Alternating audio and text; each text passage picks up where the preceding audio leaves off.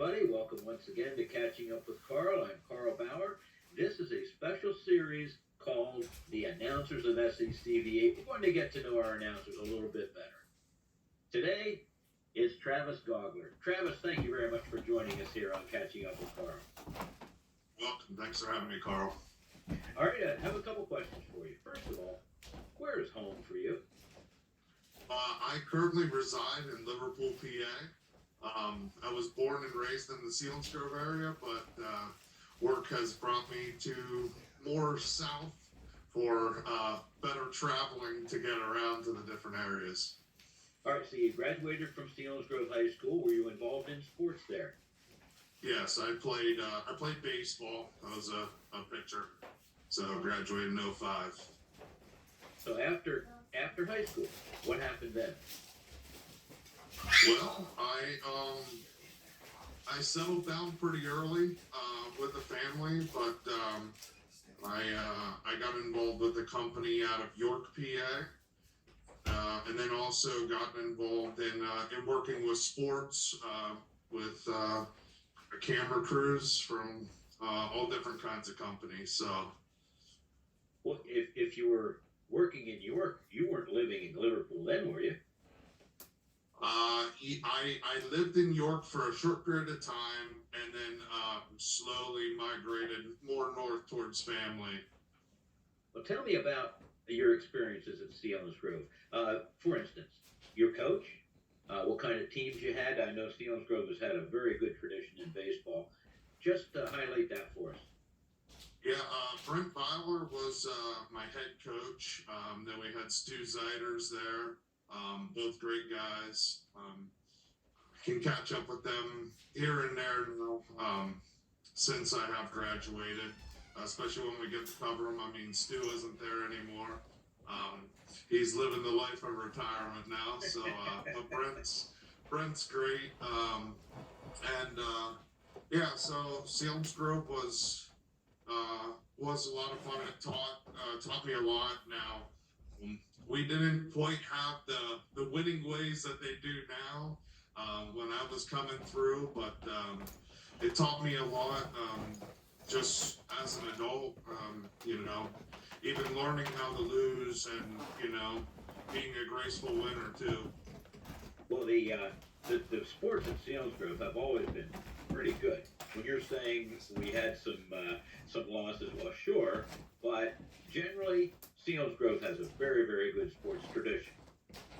Yeah, it is strong in sports, and from the gym sessions in the middle of winter, waking up and going to the gym, throwing ball before school even started. That was always a challenge for me because I'm not a morning person whatsoever, more of a night owl. But it was great, Well, the friendships you establish in sports, I think that is much, much more valuable than wins and losses. Yeah, most definitely. And that brings me like Aaron Ettinger, somebody who I played ball with, graduated with. We stayed connected, and then we also got to call some games here on SECV8. So that was cool. We always talked about coaching together someday.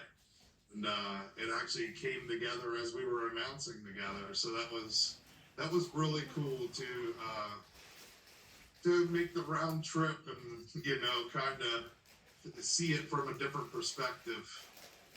What brought you to SECV8 in the first place? How did you get connected? That brings me back to Aaron, actually. So I started in sports.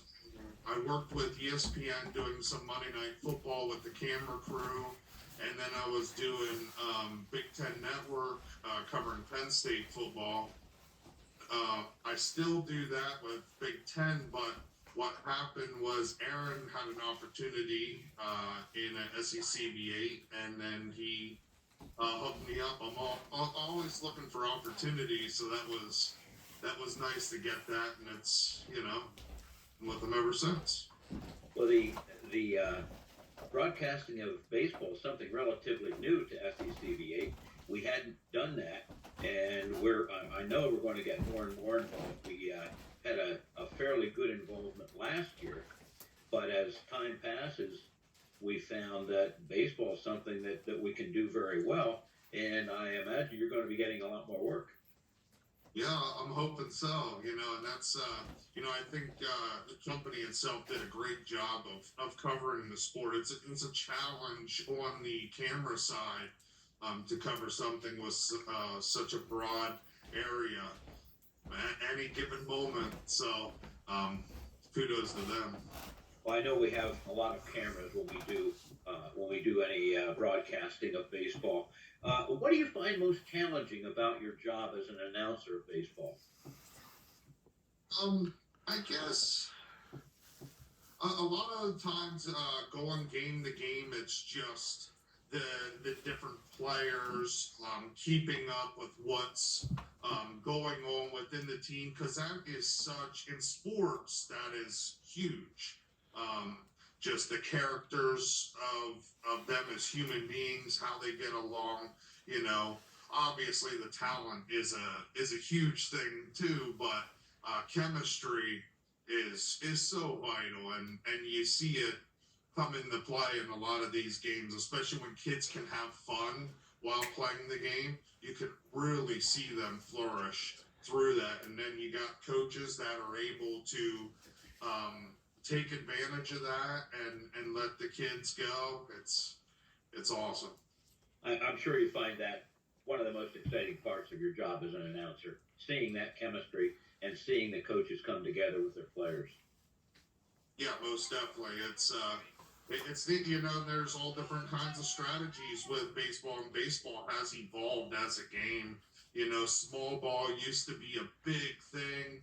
Small ball isn't used as much anymore, especially in the pro level and college level, but it's nice to see some of the high school coaches still use that, bunt a guy in the scoring position so he can get in. That's I love to see that in the high school level. I do as well, and it disappoints me a little bit that you see a hitter, for instance, in the professional ranks, who has maybe a 220 batting average, but he has 12, 14, 15 home runs, and everybody's talking about what a great hitter he is. I don't see it that way. Yeah, it's definitely the game has changed so much, and the pros have really went to trying to meet the viewers, of where people are on phones and tablets and they want to grab their attention every second and make a storyline. But baseball isn't quite designed that way, but they're trying to evolve. So I'm a baseball traditionalist, so I like the game as it always was, but I guess you got to give and take a little bit as time goes on. Yeah, things change. There's no question about that. Let's go back and talk a little bit more about your family life. Tell me about your mom and dad and any siblings that you have. So Steve and Kathy Gogler are my parents. They reside in the rural Port Trevorton area. Very supportive through everything I've always been through. From the first, game I did, it was the Redskins Seahawks down in Washington. And then to my first game calling for SECV8, they always caught it on TV. Mom always stays up, watching the TV, pointing me out, and then, so I have a brother, Corey Gogler, and then a sister, Jessica Gogler, and they have their families and kids, and we all stay in touch, and it's nice. They're all in and around the area. So Corey's in the Kramer area, and Jess in the Seals Grove area.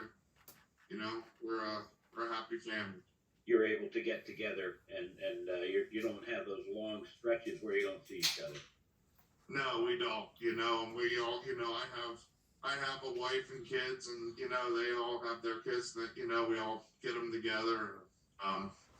Yeah, it's nice. Enjoy life. Your wife, your high school sweetheart? No, she wasn't my high school sweetheart, but she is my sweetheart. So in high school, I was just purely focused on sports. But yeah, we from the time we met, we just kicked it off, and Yeah, we have 3 kids, and our youngest is 5, so it's time's going by fast. It's kind of scary, but my oldest Serena, and then Bryson is my middle one, and then Maya is my youngest. So very active, very Well, you active family. have some very exciting times coming up as you watch them mature and go into sports, hopefully, and make a Yeah. name for themselves. Where are they going to school? We actually have split school districts. I kind of wear a couple different hats. So we got Sealands Grove, and we got and Greenwood. So uh, yeah, we have an opportunity to do both school districts. So it's fun. It makes it a lot getting the other two back and forth, but you know, uh, we Serena will just about be getting her driver's license, so that will help. Oh boy, more headaches. That too, yeah. Well, Travis, I want to thank you very much for joining me here. It's been fun getting to know you a little better. We're talking about the announcers of SECV8 in this series, and hopefully we'll be seeing you real soon. Okay, thank you, Carl. I appreciate your time. I want to thank you for joining us here on the announcers of SECV8 portion of Catching Up with Carl. Thanks for watching.